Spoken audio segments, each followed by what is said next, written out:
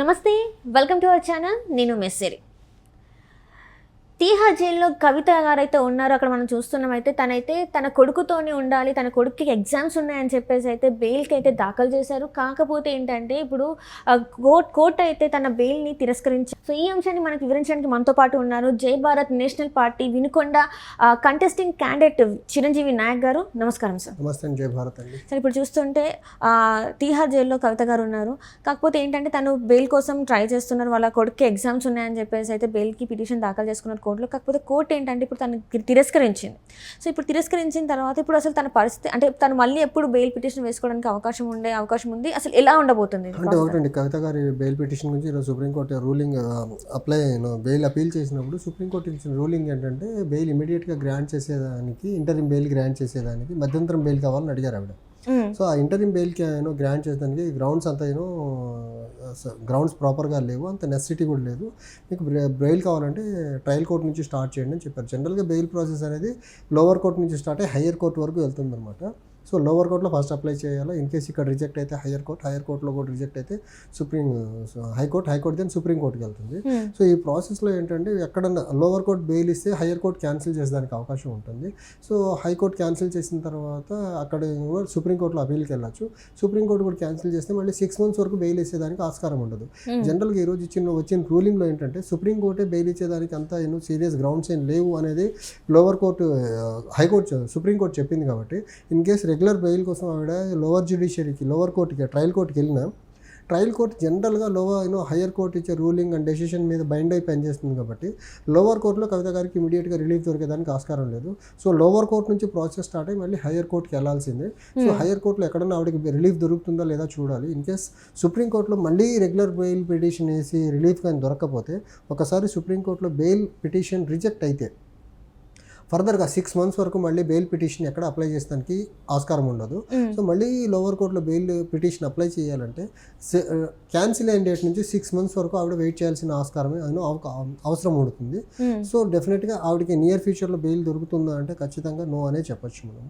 అంటే ఇప్పుడు చూస్తున్నట్టే సార్, చాలా రోజుల నుంచి తను ట్రై చేస్తుంది. ఎందుకంటే ఈ లిక్కర్ స్కామ్లో ఎప్పుడైతే తను పట్టుబడిందో, అంటే ఈడీ అరెస్ట్ చేశారో అప్పటి నుంచి కూడా తను ఫస్ట్ రోజు నుంచి కూడా బెయిల్ కోసమే తను ట్రై చేస్తున్నారు. కానీ ఈడీ వాదనల వల్ల ఏంటంటే కోర్టు ఈ రోజు అయితే తిరస్కరించడం జరిగింది. ఫస్ట్ నుంచి కూడా ఈడీ ఏంటంటే తనకు బెయిల్ మాత్రం మంజూరు చేయొద్దు అని చెప్పేసి అంటే ఎందుకోసం మరి కవిత గారికి బెయిల్ మంజూరు చేయొద్దంటున్నారు? కొంచెం ఇన్ఫ్లుయెన్సింగ్ పర్సనాలిటీ, ఆల్మోస్ట్ మొన్నటి పవర్లో ఉన్న ఫ్యామిలీ కాబట్టి బయటకు వచ్చి ఎవిడెన్సెస్ అన్ని ట్యాంపర్ చేసి విట్నెస్లని ఇన్ఫ్లుయెన్స్ చేసే అవకాశం ఉంది.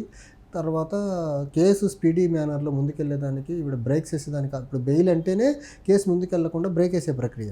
సో ఇది జరిగేదానికి ఆస్కారం ఉండదు. లోపలే ఉంటేనే ఇన్వెస్టిగేషన్ స్పీడీ మేనర్లో జరిగి కేసు ఫైనల్ కంక్లూషన్కి వచ్చేదానికి ఆస్కారం ఉంటుందని సో ఈడీ వారి వాదన. ఇంకోటి ఇప్పుడు బయట ఉండి కొన్ని ఎవిడెన్స్లు ఇన్ఫ్లుయెన్స్ చేసేదాని ఆధారంలో ఆవిడ ఏదైతే ఈడీ అఫీషియల్స్ ఉన్నారో వాళ్ళు ఆల్రెడీ కోర్టు ముందు పెట్టారు. సో ఈ ప్రక్రియని అన్నింటినీ బేస్ చేసుకొని ఒక కోర్టు కూడా అంత బెయిల్ గ్రాంట్ చేసేదానికి నిరాకరిస్తున్నట్టు కనిపిస్తూ ఉందన్నమాట.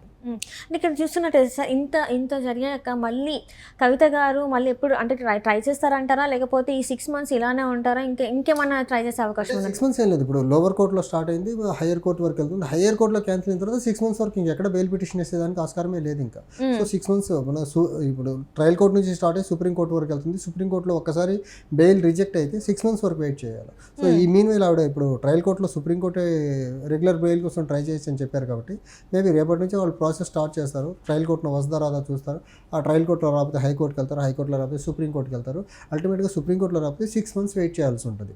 అండ్ ఇప్పుడు మనము ఢిల్లీ లిక్కర్ స్కామ్ ఏదైతే జరుగుతుందో చూసుకుంటే సిసోడియా గారు ఆల్మోస్ట్ 6-7 నెలల నుంచి జైల్లో ఉన్నట్టున్నారు ఆయన. అండ్ అంతకుముందు ఇలాంటి కేసుల్లోనే జగన్మోహన్ రెడ్డి గారు ఈడీ కేసులు, సిబిఐ కేసులు అరెస్ట్ అయ్యారు. ఆయన ఆల్మోస్ట్ 16 months జైల్లో ఉన్నారు. ఆయన, విజయసాయి రెడ్డి ఇద్దరు, నిమ్మగడ్డ ప్రసాద్ అలాంటి వ్యక్తులు. ఇలాంటి హై రామిఫికేషన్ ఉన్న హై ప్రొఫైల్ కరప్షన్ కేసుల్లో జనరల్గా బెయిల్ తొందరగా రాదు. ఇప్పుడు మనం దానికి బెస్ట్ ఎగ్జాంపుల్ అప్పుడు జగన్మోహన్ రెడ్డి గారు, విజయసాయి రెడ్డి గారు, తర్వాత నిమ్మగడ్డ ప్రసాద్ గారు ఇల్లీగల్గా జగన్ అక్రమాస్తుల కేసులో అరెస్ట్ అయిన వాళ్ళు, కానీ తర్వాత ఢిల్లీ లిక్కర్ స్కామ్లో అరెస్ట్ అయిన వాళ్ళ పరంగా చూసుకుంటే మన సిసోడియా గారు ఆల్మోస్ట్ 5-6 months ఆయన జైల్లో ఉన్నారు.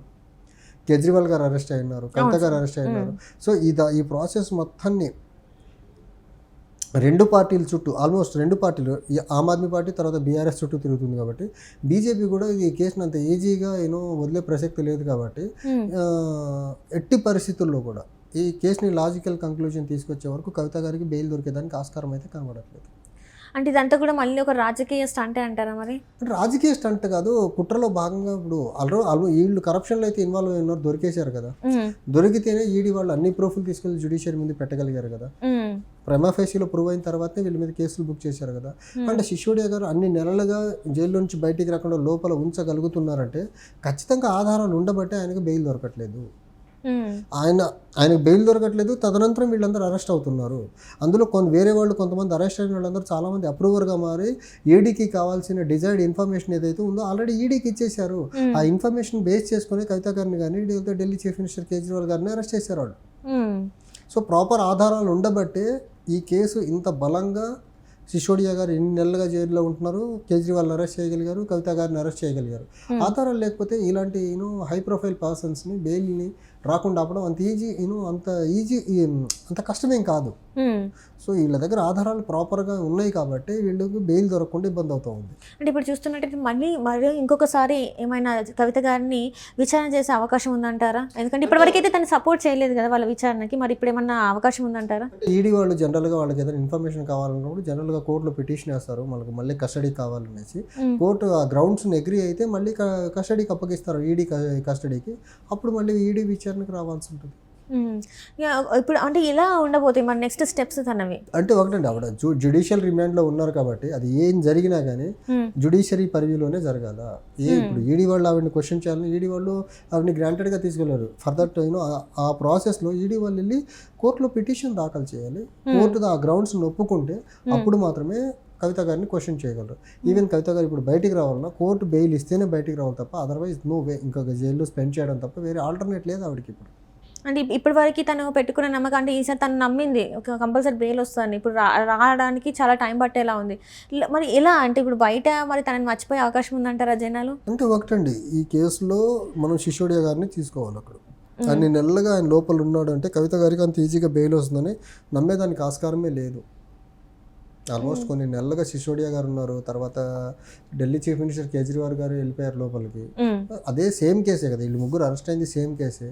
అంటే ఆ కేసులో అరెస్ట్ అయిన వాళ్ళు చాలామంది అప్రూవర్గా మారిపోయి మనకి చాలా ఇన్ఫర్మేషన్ ఈడీకి ఇచ్చారు కాబట్టి వీళ్ళకు అంత ఈజీగా బెయిల్ వస్తుందని అయితే అనుకునేదానికి ఆస్కారం ఉంది. అంటే ఇప్పుడు మద్యం కుంభకోణం అనేది అసలు ఎలా చూడాలి? అంటే ఇంత భారీ అయిన తర్వాత ఇప్పుడు కేసులు పెట్టి ఇప్పుడు జైల్లో పెట్టారు కదా. వదంతులు ఏవైతే ఉన్నాయండి, ఢిల్లీ లిక్కర్ స్కామ్ అసలు ఏ సెంట్రిక్గా జరిగిందంటే ఢిల్లీ లిక్కర్ స్కామ్లో వచ్చిన డబ్బుతో కేజ్రీవాల్ పార్టీ ఏదైతే ఆమ్ ఆద్మీ పార్టీ ఉందో అది పంజాబ్లో ఎలక్షన్ చేసింది, గోవాలో ఎలక్షన్ చేసింది, గుజరాత్లో ఎన్నికలు చేసింది. ఈ ప్రాసెస్లో ఆ పార్టీ నేషనల్ పార్టీగా ఎమర్జ్ అయింది, తర్వాత పంజాబ్లో పవర్లోకి వచ్చింది. అదే ఢిల్లీ లిక్కర్ స్కామ్లో బీఆర్ఎస్ పార్టీ కవిత ఇన్వాల్వ్మెంట్ ఉంటాం. దాన్ని ఏంటంటే ఈ నేషనల్ అంబిషన్ టీఆర్ఎస్ నుంచి బీఆర్ఎస్ మరి వీళ్ళకు నేషనల్ అంబిషన్తో ముందుకెళ్లే ప్రక్రియలో ఆ లిక్కర్ వ్యాపారంలో వచ్చే డబ్బుని పార్టీకి వాడుకోవాలని చూశారు. అందులో కవిత బలిపశు అయిపోయింది. ఇప్పుడు ఏదైతే కేసీఆర్ గారి నేషనల్ అంబిషన్, నేషనల్గా పాలిటిక్స్లో ఉండాలని ఏదైతే ఆయన అనుకున్నారో ఆ ప్లాన్లో ఈ లిక్కర్ స్కామ్లో దిగి వాళ్ళ సొంత కూతుర్ని బలి చేసుకున్నారు కేసీఆర్ గారు. అంటే ఇప్పుడు రేపటి రోజున అంటే చూడాలి ఆమెకి బెయిల్ వస్తుందా అనేది ఇంకా ఇప్పుడు మళ్ళీ జరిగే ప్రాసెస్ పైన డిపెండ్ అయి ఉంటుందని అంటారు. Right sir, right. Thank you so much. Thank you అండి.